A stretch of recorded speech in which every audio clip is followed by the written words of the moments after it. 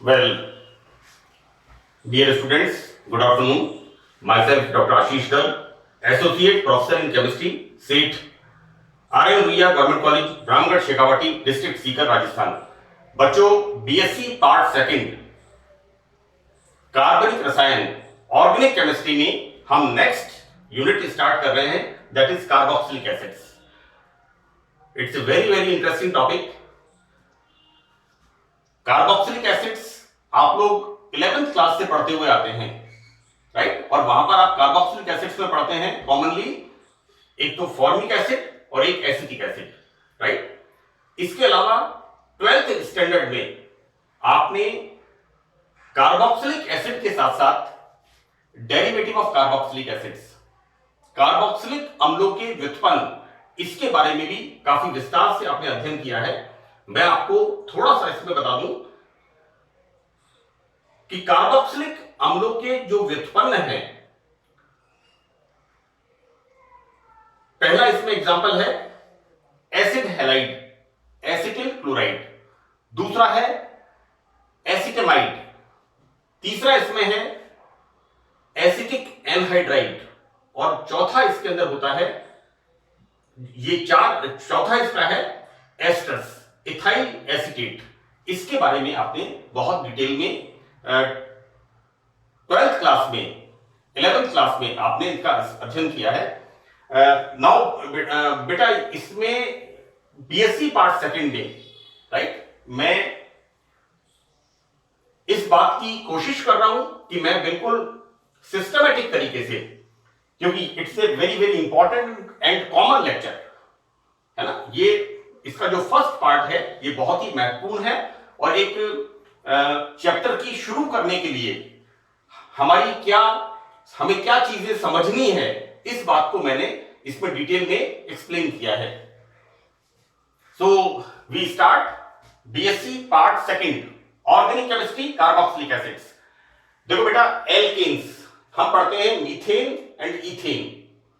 यहां पर हम ये जो हम एल्केन पढ़ते हैं, सपोज मीथेन लाइक CH4, और यहां पर हम मीथेन का या एल्केन का एक हाइड्रोजन इस ग्रुप से रिप्लेस कर दें कार्बोक्सिलिक ग्रुप से, तो हमें क्या मिलते हैं? Carboxylic acids. तो मैंने स्टार्ट किया है कि एल्केन में एक हाइड्रोजन एटम के स्थान पर COOH कार्बोक्सिलिक समूह प्रतिस्थापित होने पर, सब्स्टिट्यूट होने पर, हमने बच्चों यहां पर हाइड्रोजन को रिप्लेस कर दिया किससे? कार्बोक्सिलिक ग्रुप से। तो हमें क्या मिलते हैं? मोनोकार्बोक्सिलिक एसिड्स प्राप्त होते हैं, राइट? इनका जनरल फार्मूला, इनका सामान्य सूत्र बच्चों CnH2n+1 and this COOH, right? मैंने एक एग्जांपल दिया है, दैट इज यहां पर हियर n बराबर 1। हम देखते क्या है, n बराबर 1, सी यहां पर 1, 2 into 1 + 1 COOH। तो हमें एग्जांपल यहां पर हमें क्या प्राप्त होता है? That is acetic acid, right? यहां पर हमें मिलता है CH3 COOH, this is the acetic acid हमें प्राप्त होता है। एक बात मैंने यहां पर बताई है कि ये जो कार्बोक्सिलिक एसिड ग्रुप होता है, ये यहां पर अगर हम इसे देखें, एक तो इसमें दो पार्ट मैंने इसके किए हैं, एक तो इसमें है कार्बोनाइल ग्रुप और एक इसमें है हाइड्रोक्साइल ग्रुप, राइट? तो ये जो कार्बोक्सिलिक ग्रुप है, ये कार्बोनाइल एंड हाइड्रोक्साइल, इन दो ग्रुप से मिलकर बना हुआ है, राइट? इनकी जब हम रिएक्शंस की स्टडी करेंगे तब मैं आपको बताऊंगा। यहां पर मैंने इसको इस तरह से बताया है। अब देखो बेटा, मैं आपको बताऊं कि हम जो सोप यूज करते हैं उसमें हम यूज करते हैं फैटी एसिड्स, राइट? देखो, इन अम्लों को वसीय अम्ल, फैटी एसिड्स भी कहते हैं, राइट? यानी जो फैट्स होती हैं, ऑयल्स होते हैं, उनके अंदर कार्बोक्सिलिक एसिड्स होते हैं, लेकिन वहां पर कार्बोक्सिलिक अम्लों के हायर मेंबर्स, जिनमें नंबर ऑफ कार्बन एटम्स ज्यादा होते हैं, मैंने इसका भी यहां पर बताया है।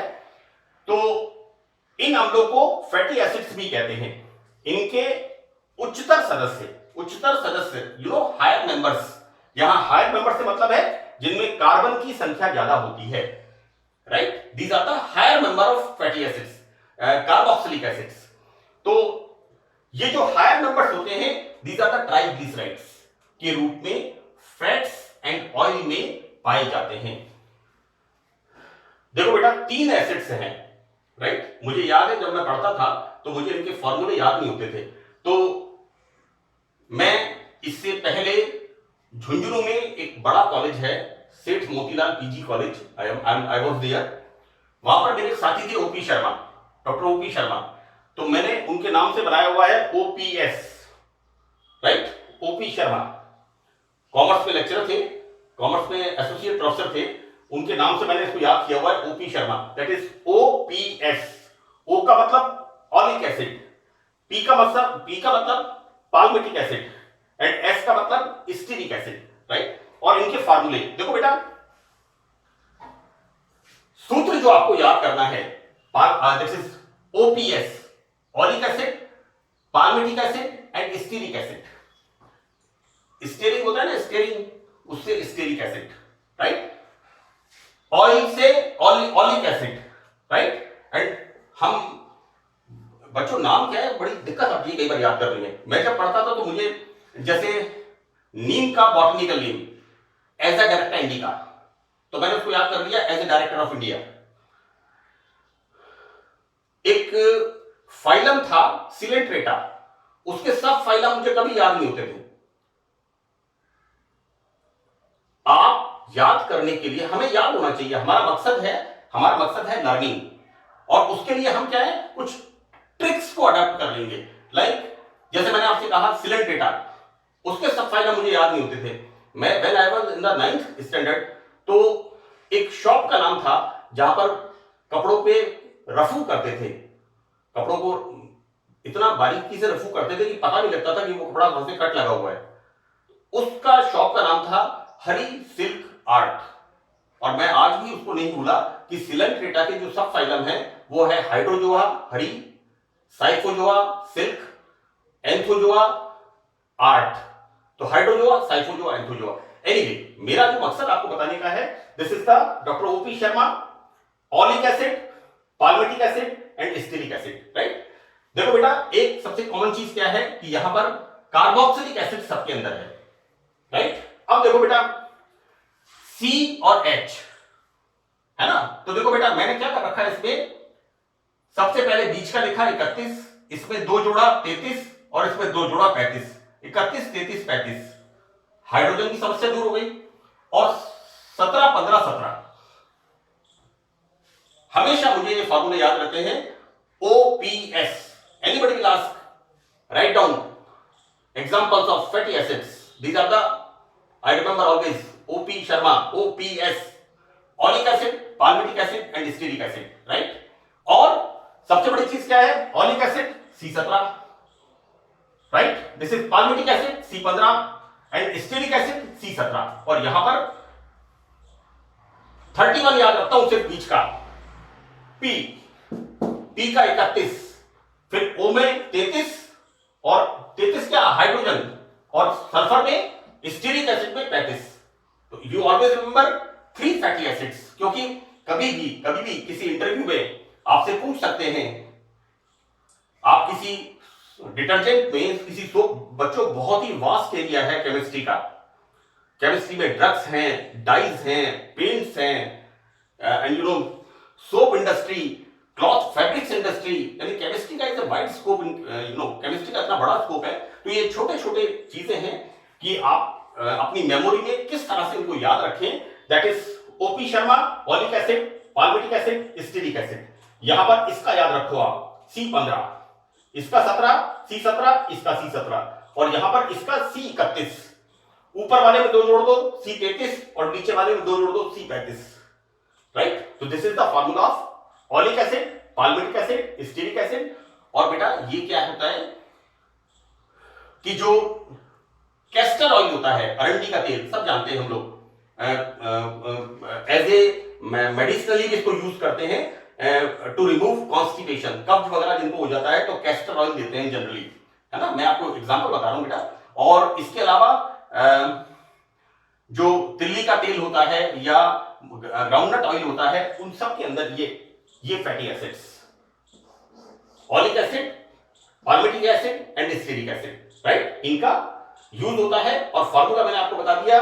ऑलिक एसिड यहां पर C17, H33, मैं ध्यान रखता हूं बीच वाले में 31 है, +2 33, इसमें +2 35, और यहां पर 17 17 15 17, इसका 15 है, इसका 17 है, इसका 17 है। तो these are the formula of oleic acid, palmitic acid and stearic acid. Now about the nomenclature, बहुत सिंपल नोमेनक्लेचर है।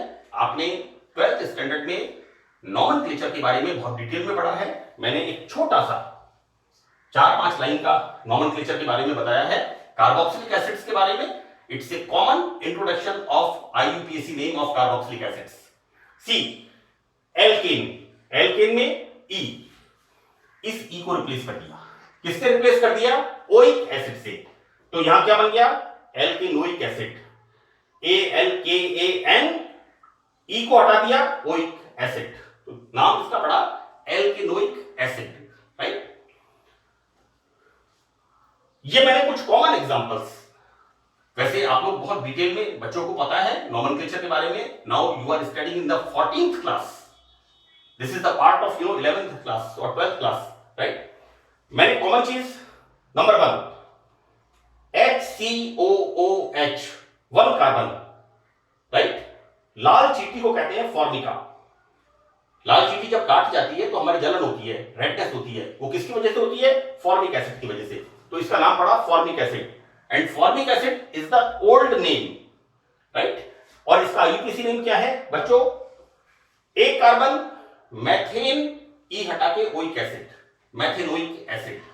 नाउ सेकंड वन, यहां पर CH3COOH, एसिटम, सिरका, राइट। हम अपने घरों में एज ए प्रिजर्वेटिव, मुरब्बा है, क्या बोलते हैं, सॉस है, इनके अंदर सिरका यूज करते हैं एज ए प्रिजर्वेटिव, है ना। इडिबल होम साइंस, यानी घरों के अंदर इसे यूज करते हैं।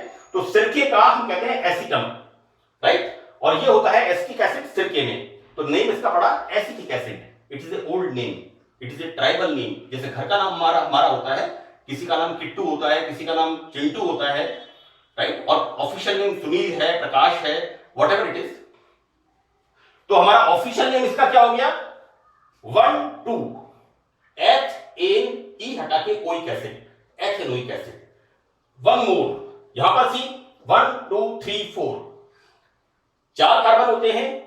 ये मिलता है मक्खन के अंदर, बटर के अंदर। ये जनरल नॉलेज का सवाल भी है बच्चों, इसलिए मैंने इसको लिखा है। ये बटर में मिलता है, मक्खन में, और सोर्स इसका होता है मक्खन। और बच्चों this is the butyric acid, right. ये इससे मिला, बटर से मिला, तो इसका नाम रख दिया ब्यूटाइरिक एसिड, राइट। और इसका IUPAC नाम क्या है? Number of carbon atom here 4, 1 2 3 4, butane, E हटा के oic acid, this is butanoic acid, right.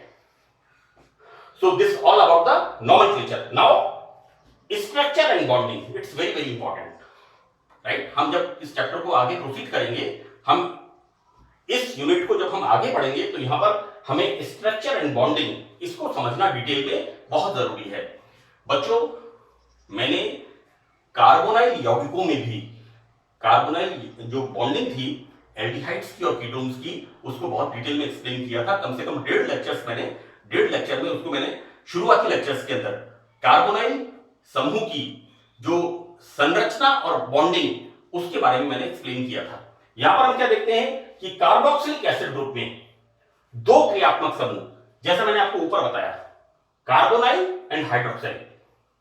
तो हाइड्रोक्साइल और कार्बोनाइल ग्रुप, ये दोनों परस्पर एक सिग्मा बॉन्ड से, this is the sigma bond, एक सिग्मा बॉन्ड से जुड़े होते हैं। अतः इसका नाम पड़ा carboxylic acid. And this is the structure जो फंक्शनल ग्रुप है, कार्बोक्सिलिक एसिड ग्रुप का जो फंक्शनल ग्रुप है, उसको हम इस तरह से दर्शाते हैं, इस तरह से हम इसको लिखते हैं। यहां पर अब 2 बातें हैं।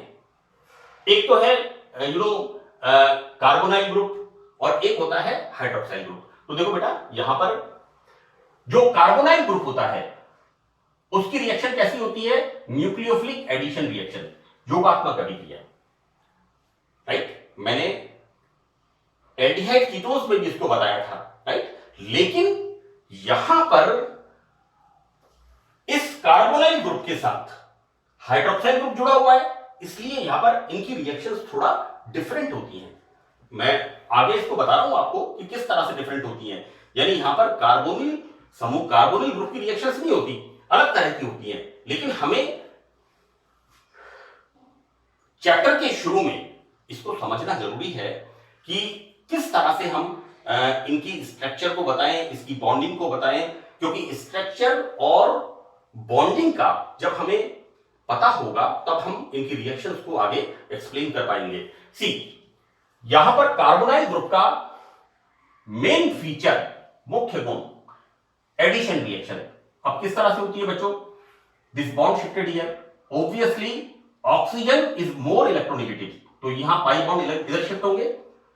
ओह, उल्टा लिख दिया, दिस इज द इलेक्ट्रोपॉजिटिव। ध्यान रखना बच्चों, इसको आप लोग ध्यान रखना, ये आप लोगों के लिए लेसन होना चाहिए जो मैं बता रहा हूं बच्चों। मैंने चार्ज उल्टा लिख दिया, इलेक्ट्रॉन इधर शिफ्ट कर रहे हैं, इस पर पॉजिटिव। अब ये सही है, यहां पर carbonyl group, oxygen is more electronegative, so that this pi electron density shifted to oxygen. तो ऑक्सीजन हो जाएगा इलेक्ट्रॉन रिच और कार्बन हो जाएगा इलेक्ट्रॉन न्यून। आगे हम क्या देखते हैं कि यहां पर ये जो हमारे पास हमारा रिएजेंट है, सपोज करो हम बात करते हैं इसकी HNH2, राइट, हम इसकी बात करते हैं। तो बच्चों यहां पर क्या होगा, ये जो न्यूक्लियोफाइल है कैसा है? Electron rich. तो ये कहां पर आएगा? ये आएगा पार्शियली पॉजिटिव, जहां इलेक्ट्रॉन न्यूनता है कार्बन के पास और हाइड्रोजन आएगा ऑक्सीजन के पास, और इस तरह से हमारी एडिशन रिएक्शन कार्बोनाइल ग्रुप की होती है। अब दूसरा पॉइंट हम क्या देखते हैं कि कार्बोक्सिलिक ग्रुप में, ये जो हमारा कार्बोक्सिल ग्रुप है, इसमें क्या हो रहा है कि कार्बोनाइल ग्रुप के साथ एक हाइड्रोक्साइल ग्रुप जुड़ा हुआ है। सी, ये जो कार्बोनाइल ग्रुप है इसके साथ एक हाइड्रोक्साइल ग्रुप जुड़ा हुआ होता है, और इस हाइड्रोक्साइल ग्रुप में ये जो ऑक्सीजन एटम होता है इसके ऊपर दो लोन पेयर ऑफ इलेक्ट्रॉन, मैंने बिल्कुल क्लियर इसमें दर्शाया है कि यहां पर दो इस पर लोन पेयर ऑफ इलेक्ट्रॉन्स होते हैं। तो बच्चों ये जो lone pair of electrons OH group के ऑक्सीजन पर होते हैं, ये रेजोनेंस के द्वारा, see these electron shifted here, सबसे पहले तो क्या होगा कि this carbon is electropositive, why?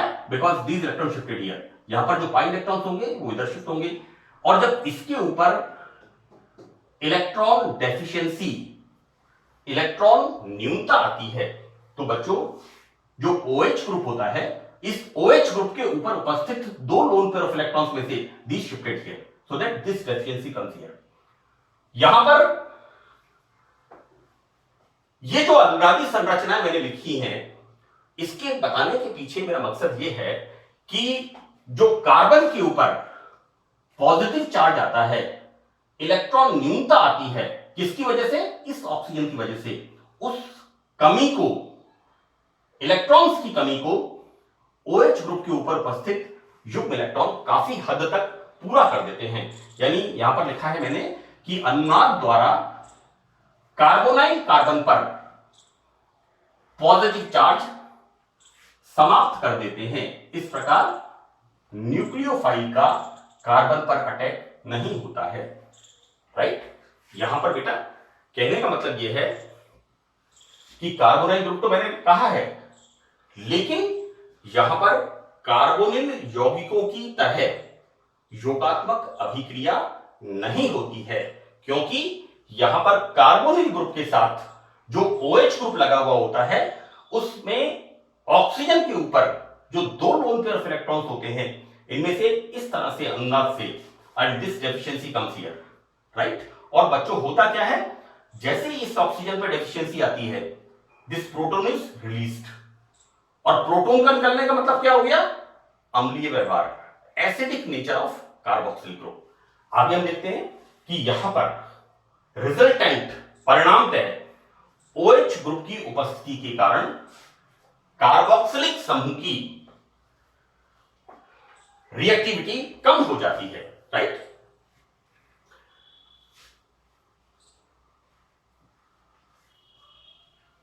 अब देखो बेटा, एक बात और इसमें हम जिसे कहते हैं तुलनात्मक अध्ययन, कंपैरेटिव स्टडी, हम एल्कोहल्स की बात करते हैं। तो बेटा एल्कोहल्स में कार्बन चेन से OH ग्रुप जुड़ा हुआ है, राइट? अब एल्कोहल्स कैसे होते हैं? Weak acid. एल्कोहल्स का नेचर कैसा होता है? Weak acid, right? दुर्बल, बिकॉज यहां पर क्या होता है बेटा, ये एल्किल ग्रुप होता है ना, इसका कैसा इफेक्ट होता है? प्लस आई इंडक्टिव इफेक्ट। इसका कैसा इफेक्ट होता है? Plus I inductive effect, so that यहां पर ये क्या बनता है? Alkoxide, right? एल्कोक्साइड तो बनता है, लेकिन जितना तीव्र गति से, जितना मतलब जिसे कहना चाहिए जितना जल्दी कार्बोक्सिलिक एसिड्स में H+ रिलीज होता है, उतना एल्कोहल्स में नहीं होता है, राइट? इसलिए एल्कोहल्स यहां पर वीक एसिडिक नेचर शो करते हैं। नाउ अब देखो बेटा यहां पर कि कार्बोक्सिलिक एसिड में एल्काइल ग्रुप, एल्काइल ग्रुप और OH ग्रुप, इसके बीच में क्या आ गया? CO ग्रुप, कार्बोनिल ग्रुप आ जाता है, तो इसकी अम्लीय प्रकृति बहुत बढ़ जाती है। तो मैंने बिल्कुल तुलनात्मक तरीके से बताया है कि यहां पर this is the carboxylic acid, और हम क्या देखते हैं? ये कार्बोनिल ग्रुप, यानी यहां पर क्या हुआ बेटा? एल्किल ग्रुप और OH ग्रुप आपस में जुड़े हुए हैं, लेकिन यहां पर एल्किल ग्रुप और OH ग्रुप, इन दोनों के बीच में कार्बोनिल ग्रुप आ जाता है, राइट? और इस कार्बोनिल ग्रुप के आने से यहां पर कार्बोक्सिलिक एसिड की एसिड स्ट्रेंथ बहुत बढ़ जाती है। किस तरह से? These electron shifted here, तो the deficiency comes here, electron न्यूनता यहां पर आती है, अब इलेक्ट्रॉन ये इधर शिफ्ट होते हैं और ये H+ रिलीज होता है, राइट? अभी एक बार मैंने इसको बताया लाइक दिस, यहां पर इलेक्ट्रॉन न्यूनता आती है, राइट? अब देखो बेटा क्या है, ये यहां पर H+ बाहर निकल गया, राइट? तो क्या बना यहां पर? कार्बोक्सिलिक एसिड से कार्बोक्साइलेट, सल्फेट, एसीटेट, है ना? तो ये बना कार्बोक्सिलेट एनायन। अब इस कार्बोक्सिलेट एनायन में these electron shifted here, so these shifted here, so that negative charge comes here। यानी यहां पर हम क्या देखते हैं? रेजोनेंस देखो बेटा, इसका इस पर नेगेटिव चार्ज है और फिर इस पर नेगेटिव चार्ज है, राइट? यहां पर कार्बोक्सिलेट आयन में दोनों अनुनादी संरचनाएं समान हैं, क्योंकि यहां पर जो ऋण आवेश है, नेगेटिव चार्ज है, वो दोनों ऑक्सीजन के ऊपर समान रूप से डीलोकलाइज, विस्थानीकृत होता है। तो दोनों में इलेक्ट्रोनेगेटिव ऑक्सीजन पर नेगेटिव चार्ज है, अतः इनकी ऊर्जाओं में अंतर कम होता है, और यहां पर रेजोनेंस इज, ये अंतर कम किस लिए होता है? Due to resonance, right? और यहां पर रेजोनेंस बहुत ज्यादा प्रभावी होता है, right? So this is the first lecture of carboxylic acid. मुझे उम्मीद है कि आपको ये अच्छी तरह से समझ में आएगा। और बेटा देखो एक बात मैं आपको बता दूं कि कम से कम आप बिगनिंग में 2 से 3 बार इन लेक्चर्स को आप देखें, क्योंकि केमिस्ट्री सब्जेक्ट है, थोड़ा कंसेप्ट्स की दिक्कत रहती है। जहां तक प्रेजेंटेशन का सवाल है, मेरी कोशिश है कि मैं एक एक कंसेप्ट को अच्छी तरह से एक्सप्लेन करके चल रहा हूं। So thank you in this lecture, thanks.